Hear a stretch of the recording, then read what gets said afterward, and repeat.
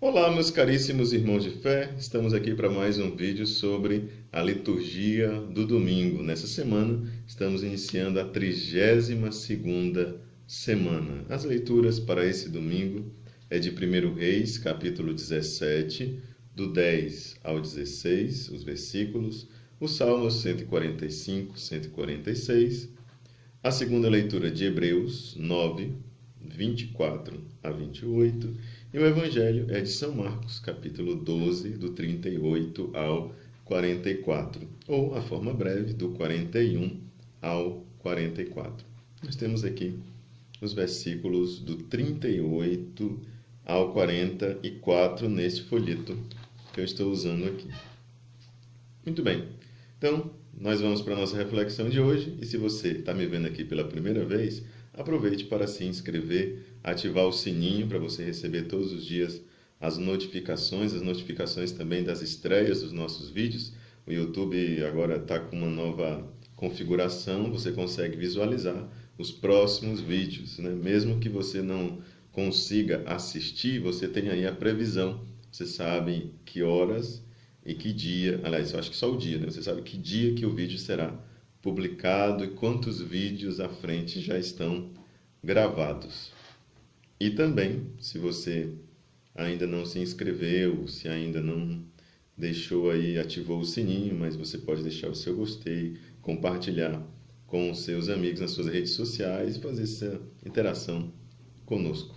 Vamos então para o nosso vídeo de hoje, neste 32º domingo do tempo comum.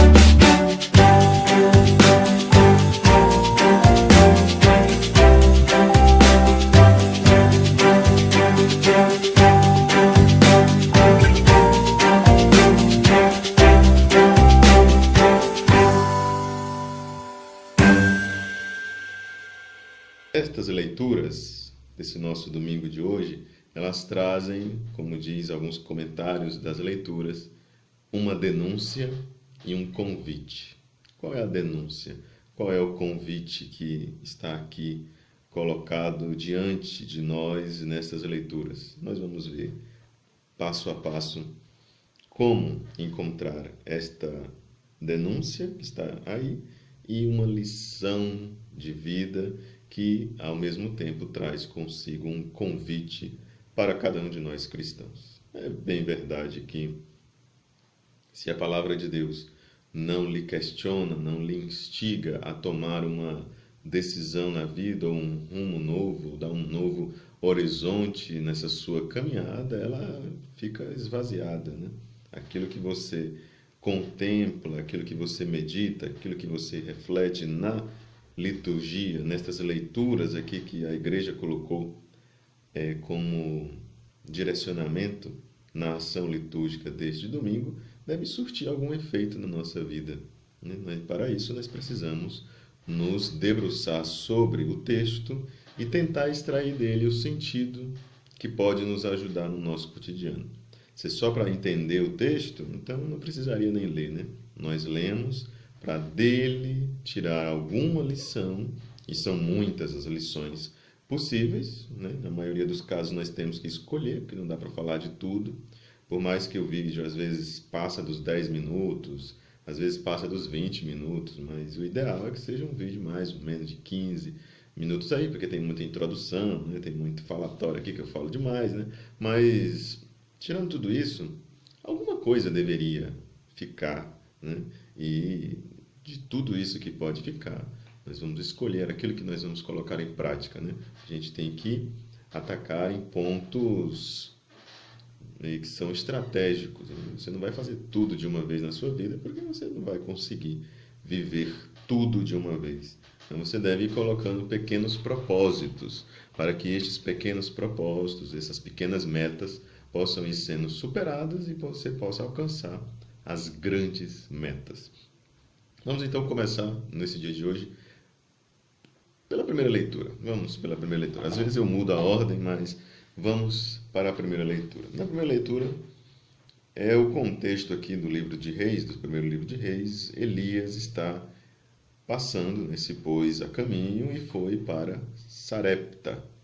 Ao chegar a uma região que, naquele contexto ali do povo judeu, que não gostava muito de gente estrangeira, é um contexto pagão, né? Ao chegar à porta da cidade, viu uma viúva apanhando lenha. Ou seja, a mulher está ali trabalhando. Geralmente a mulher fica em casa, né? Estou falando desse contexto, não estou dizendo que a mulher tem que ficar em casa não, né? Porque senão daqui a pouco vão falar que eu sou machista. Já falam, né, que a igreja e as leituras são machistas, né? Que essa cultura é machista. Imagine se a gente não esclarecer bem, né? Então, essa senhora aqui está trabalhando porque é viúva. Ela não tem o seu esposo para gerir as coisas da casa e o seu filho talvez não tenha tanta força assim. Vamos já descobrir. Ele chamou-a e disse: por favor, traze-me um pouco de água numa vasilha para eu beber. Água, isso é algo que é fácil, né, de fazer, né? Porque a água se encontra facilmente, né? Hoje em dia, imagine naquela época, talvez fosse um pouco difícil, mas não é algo tão mirabolante assim, você encontrar água e trazer. A própria palavra de Deus fala que isso é uma obra de misericórdia, né? Dá de beber a quem tem sede, né? E Deus vai olhar com bondade para essa pessoa que dá de beber a quem está com sede. Quando ela ia buscar a água, Elias gritou-lhe: por favor, traz-me também um pedaço de pão em tua mão. Aí já começou a ficar complicado.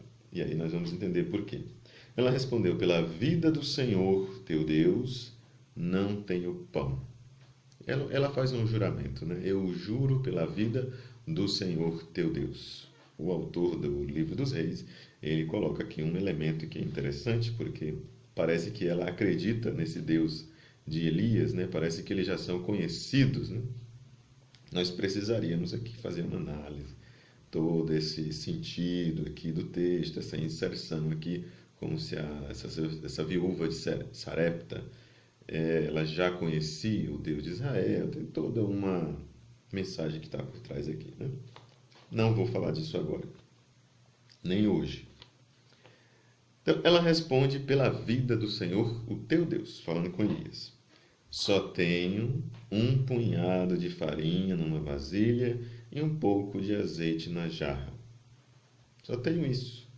Eu estava apanhando 2 pedaços de lenha a fim de preparar esse resto para mim e meu filho, para podermos comer e depois esperar a morte chegar. Veja que desespero, né? Que situação angustiante, que situação precária, né? É uma viúva que não tem mais nenhuma expectativa de vida. A única coisa que ela tem são 2 pedaços de lenha que ela acabou de colher ali na beira da estrada. Foi por isso que ela encontrou Elias. E um punhado de farinha, que é um punhado de farinha, uma coisinha pequena. Talvez nem fermento ela tem para fazer essa farinha crescer. Um pouco de azeite, não se sabe quanto, mas só dá para o filho. Só dá para uma refeição, só dá para uma vez. Então não tem como ela ajudar este profeta, porque a situação dela é precaríssima. E aí Elias replica, né? Nós estamos agora na fase da réplica, da tréplica, né? Elias replicou-lhe: não te preocupes, vai e faze como disseste. Faz aquilo que você ia fazer. Prepare para você, prepare para o seu filho, porque assim fala o Senhor, Deus de Israel. A vasilha de farinha não acabará e a jarra de azeite não diminuirá, até o dia em que o Senhor enviar a chuva sobre a face da terra. Até o dia em que for suficiente para você poder tirar o fruto da terra, porque a terra parece ser seca. E aí a gente entende até que talvez fosse até difícil também dar água num lugar onde não tem chuva, né? Porque parece que a situação aqui é uma situação de seca. Então, o profeta pede água e depois ainda pede pão. Como ela vai dar pão nessa carestia que ela está passando? A mulher, ao contrário de tudo aquilo que está sendo dito aqui nesse contexto, que ela tem tudo para não escutar o profeta, ela tem tudo para fazer o contrário do que o profeta está dizendo, ela foi e fez como Elias lhe tinha dito. E comeram ele, ela, a sua casa, durante muito tempo. A farinha da vasilha não só não acabou, não foi a questão de que não acabou, mas ela nem sequer diminuiu. E o óleo da jarra, e nem o óleo da jarra, conforme o que o Senhor tinha dito por intermédio de Elias. Perceba que aqui é uma expressão de fé muito grande que o texto está nos chamando, nos convidando para esta fé, para termos esta fé em Deus. Não pode ser uma fé irresponsável, achar que Deus vai colocar agora, fazer as nossas despensas estarem cheias de alimento e que o alimento não diminui e nem se acaba. Não vamos por este lado. Mas aqui o texto está nos dizendo que Deus age na nossa vida se nós permitimos que Ele faça a sua obra na nossa vida. É muito interessante quando Elias diz esta frase aqui, não te preocupes, porque é o que nós estamos na nossa vida em muitos momentos fazendo, exatamente nos preocupando, ao invés de nos ocuparmos. Se nós nos ocupamos das coisas de Deus, se nós trabalhamos pela construção do reino de Deus, seja na vida de comunidade, seja na vida social, nós estamos ali fazendo a nossa parte para que este reino possa crescer, possa se desenvolver. Se nós não fazemos nada, simplesmente nós ficamos preocupados com aquilo que vai acontecer amanhã, nós terminamos caindo nesse desespero que estava esta viúva, né? Uma situação que realmente é precária, uma situação que é difícil, mas ela ouviu a voz de Deus que veio por meio do profeta, ela acolhe esta palavra que chega a ela e coloca em prática. Se ela não ficou estagnada diante da sua situação, e ela faz um ato de fato heróico, porque o que Elias está pedindo aqui é um ato de extrema caridade, um ato de extrema confiança. É um ato realmente heróico de um santo, né? Confiar que esse profeta está dizendo algo que é verdadeiro, embora tudo esteja dizendo que a situação é desesperadora. Eu só tenho um pouco de farinha e este homem ainda quer que eu faça comida para ele. Mas em atenção a este Deus, ao Deus que ele representa, eu vou fazer isso que ele está dizendo. E quando ela confia, então o milagre acontece. O alimento não se acaba, o alimento não diminui. Depois nós voltamos para essa leitura. Vamos então no Evangelho onde diz: Jesus dizia no seu ensinamento a uma grande multidão: tomai cuidado com os doutores da lei. Eles gostam de andar com roupas vistosas, ser cumprimentados nas praças públicas, gostam das primeiras cadeiras nas sinagogas e dos melhores lugares nos banquetes. Eles devoram as casas das viúvas, fingindo fazer longas orações. Por isso, eles receberão a pior condenação. Aqui está a denúncia clara e evidente. Como diz uma professora minha, clara e nítida essa denúncia. Então, Jesus está falando de como os doutores da lei, como estes grupos que lideram a vida religiosa do povo, fazem uma exploração que os levará à condenação, porque eles estão explorando. Não explorando uma pessoa que tem muitas posses, que nem sente que o dinheiro está desaparecendo, né? Que nem sente que os recursos estão desaparecendo. Eles estão explorando as casas das viúvas. Como você viu, naquele contexto, hoje em dia não. Hoje em dia a viúva, se for viúva de alguém, né, muito rico, a viúva está com a vida garantida para o resto de sua vida, né, se ela ficar com a pensão, né? Mas, feitas as devidas exceções. Nesse contexto bíblico aqui, a viúva sem filhos, ou viúva com um filho pequeno, está condenada, porque ela não tem como gerir a sua vida, ela está totalmente esquecida. Ela está por conta de Deus, né? Se Deus não olhar por ela, ninguém vai olhar por essa viúva. E ainda aparece uma liderança do povo e uma liderança religiosa para explorar essa viúva, né? A casa das viúvas.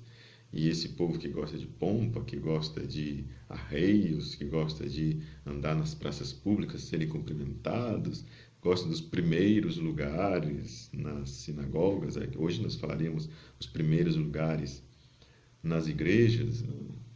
Então, aqui é uma denúncia muito séria que Jesus está fazendo. É claro que isso não acontece hoje em dia, né? Onde você vê isso? Onde você vê pessoas que andam com roupas vistosas, gostam de ser cumprimentados em praça pública, gostam dos primeiros lugares, dos melhores lugares nos banquetes e nas igrejas, né?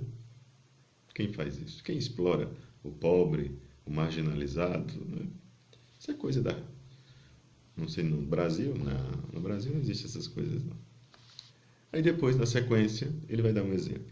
Jesus estava sentado no templo, diante do cofre das esmolas, e começa a observar as pessoas que estão vindo colocar ali a sua oferta. Como a multidão depositava suas moedas no cofre. Ele observava isso. Muitos ricos depositavam grandes quantias. Então chegou uma pobre viúva que deu duas pequenas moedas, que não valiam quase nada. Jesus tem até essa atenção a avaliar o valor daquelas moedas ali e saber que não valiam muita coisa. Jesus chamou então os discípulos. Recordemos aqui o chamado inicial dos discípulos, ele sempre vai renovar novamente isso. Jesus os chama para junto de si, para aprender dele uma lição. Que lição Jesus quer dar a estes discípulos que estão ali perto dele? Em verdade, vos digo, esta pobre viúva deu mais do que todos os outros que ofereceram esmolas. Mas como assim? Se ela deu duas moedas que não valiam quase nada, por que ela ofereceu muito mais do que todos aqueles outros ali? Nós temos que lembrar do que aparece na leitura, na primeira leitura. Por que ela deu mais? Porque ela deu tudo aquilo que ela tinha para viver. Ela ofereceu a sua própria vida.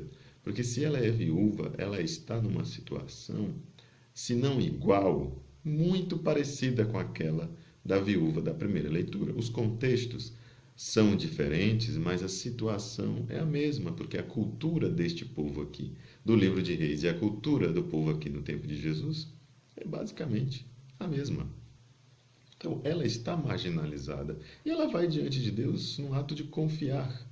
Ela está confiando ali em Deus que essa situação pode mudar. E Jesus diz ainda mais: todos deram do que tinham de sobra, enquanto ela, na sua pobreza, ofereceu tudo aquilo que possuía para viver. Se ela oferece tudo aquilo que possuía para viver, ela está oferecendo a sua vida. Ela não tem mais perspectiva de vida. Ela coloca diante de Deus tudo aquilo que ela tem. E aqui acontece a mesma coisa que está ali na primeira leitura. Então, aqui veja a denúncia da ostentação. Jesus denuncia estes doutores da lei, estes ricos, né? Aqueles que exploram o pobre, aqueles que não têm, de fato, nenhum tipo de compromisso social com as pessoas. Muito parecido com a situação dos políticos hoje em dia, aqueles que corruptamente, né? Aqueles que se corrompem, e aqueles também que são corruptores, e fazem com que se instale uma situação de profunda decadência, profunda recessão, não só neste país, como em outros países. Veja a situação da Venezuela, veja a situação da Nicarágua, veja, as pessoas estão fugindo, indo para outros países, arriscando a vida nesta travessia, porque é melhor arriscar, que ele pode até morrer no confronto, né? Porque as pessoas não os acolhem, né? Quando estão aí passando na fronteira, tem um conflito aí, do que ficar e morrer de fome, né?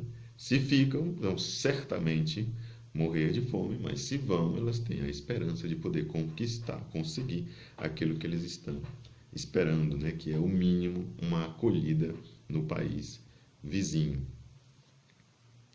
Bom, olhando para esta realidade, nós vemos que estas viúvas confiavam em Deus. Tanto uma quanto a outra, tanto da primeira leitura como do Evangelho, elas manifestam essa confiança em Deus. Essa viúva, com 2 moedas, deu a Deus o que é de Deus. Você deve lembrar daquela passagem onde Jesus diz: dai a César o que é de César e a Deus o que é de Deus. É isso que pertence a Deus. A nossa vida pertence a Deus. É isto que nós devemos oferecer a Ele, porque ela de fato não nos pertence, pertence a Ele. Então, a maior oferta, o maior dom que nós podemos colocar diante de Deus para o serviço das nossas comunidades, também para o serviço com um compromisso social na nossa vida de sociedade, buscando o bem comum, buscando a transformação social das nossas realidades. É isso que a liturgia de hoje nos aponta, é isso que ela está pedindo de nós. Mas, sobretudo, nós temos que promover o bem comum na nossa vida social, no presente, mas com o olhar para o futuro. E o nosso futuro não é amanhã, não é daqui a 1 ano, não é daqui a 2 anos. O nosso futuro é aquilo que veladamente está expresso no final da primeira leitura e aquilo que está explícito na segunda leitura. O que é? Na primeira leitura, você veja que a mulher foi e fez como Elias lhe tinha dito. E comeram ele e ela e sua casa durante muito tempo. A farinha da vasilha não acabou nem diminuiu. A farinha que é usada para fazer pão. Nós então entendemos que essa farinha é farinha de trigo. Então, a farinha de trigo que é usada para fazer pão, que o que o que o profeta pede a ela é que ela faça pão para ele. O pão nos lembra a Eucaristia, isso que de fato nos alimenta durante muito tempo. E o óleo da jarra, que nos recorda o batismo. No batismo nós também somos ungidos, na crisma nós também somos ungidos. Esta unção que nos prepara para o serviço. Esta Eucaristia que nos alimenta neste percurso durante muito tempo. O tempo que nós temos aqui neste mundo. E nós caminhamos para onde? Nós caminhamos para a eternidade. O autor da carta aos Hebreus vai dizer que Cristo não entrou num santuário feito por uma humana, imagem do verdadeiro, mas no próprio céu, a fim de comparecer agora na presença de Deus em nosso favor. Jesus foi à frente. E não foi para se oferecer a si, muitas vezes, como o sumo sacerdote, que cada ano entra no santuário com sangue alheio. Porque se assim fosse, deveria ter sofrido muitas vezes desde a fundação do mundo, mas foi agora na plenitude dos tempos que, uma vez por todas, ele se manifestou para destruir o pecado pelo sacrifício de si mesmo. O destino de todo homem é morrer uma só vez e depois vem o julgamento. Do mesmo modo, também Cristo, oferecido uma vez por todas para tirar os pecados da multidão, aparecerá uma segunda vez, fora do pecado, para salvar aqueles que o esperam. Para salvar aqueles que o esperam. Então, no nosso cotidiano, agora vamos resumir aqui, né? No nosso cotidiano, nós ofertamos a nossa vida. Damos o pouco que nós temos, né? Nossa vida, que diante de Deus vale muita coisa, mas às vezes nós nos diminuímos por causa do nosso pecado. A realidade da nossa fraqueza nos faz valer quase que apenas como duas moedas, que não vale muita coisa. Mas Deus, Ele nos retira desse lodaçal que nós vivemos, como às vezes alguns santos utilizam essa expressão, né? O pecado nos faz cair na lama, né? Deus, Ele nos vem e nos retira dessa lama, quando nós colocamos em prática esses atos heróicos, né? Confiar mesmo quando a situação está totalmente desfavorável. A situação para esta viúva, como eu já falei, para esta viúva da primeira leitura, para esta viúva da segunda leitura, era a pior possível. Não era uma situação favorável. Assim como na nossa vida podem existir situações desesperadoras, podem existir situações semelhantes, mas contra tudo aquilo que possa nos desanimar, nós confiamos em Deus e oferecemos a serviço da comunidade, oferecemos acreditando que Deus nos dará a recompensa. Este Deus que é fiel, que cumpre as suas promessas, Ele nos dará a recompensa. Qual é a recompensa? Para aqueles que esperam em Deus, Ele voltará uma segunda vez, fora do pecado, para salvar. Jesus Cristo voltará. É nisto que nós confiamos. Para nós terminarmos esse nosso vídeo de hoje, vou repetir as últimas palavras da carta aos Hebreus.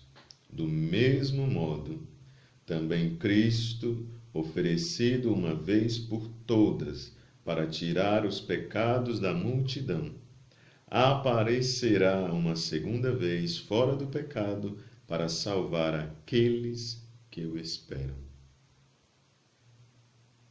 A igreja, nessa liturgia belíssima, esse 32º domingo comum, está nos chamando a termos fé em Deus, termos esperança em suas promessas e a ofertarmos a nossa vida na máxima expressão de caridade, que é doar esta vida nossa confiando em Deus de forma muito radical, apesar das dificuldades, apesar de que aquilo que está à nossa volta nos diz que nada vai dar certo. Tudo indica que aquilo para onde nós estamos caminhando irá dar errado. Tudo indica que a situação é de morte. Mas quando nós chegarmos lá, com a nossa confiança em Deus, a gente vai olhar por outro ângulo e vai perceber que esta situação não é de morte, mas que essa situação é de vida, porque onde Deus está, ali está a vida. Ele é o nosso caminho, a nossa verdade e a nossa vida. Os caríssimos irmãos de fé, obrigado por estar aqui conosco. Desculpe se esse vídeo de hoje ficou muito longo. Amanhã nós voltamos às 7 horas da manhã com o nosso próximo vídeo para tratarmos sobre as perguntas do YouCat. Até lá!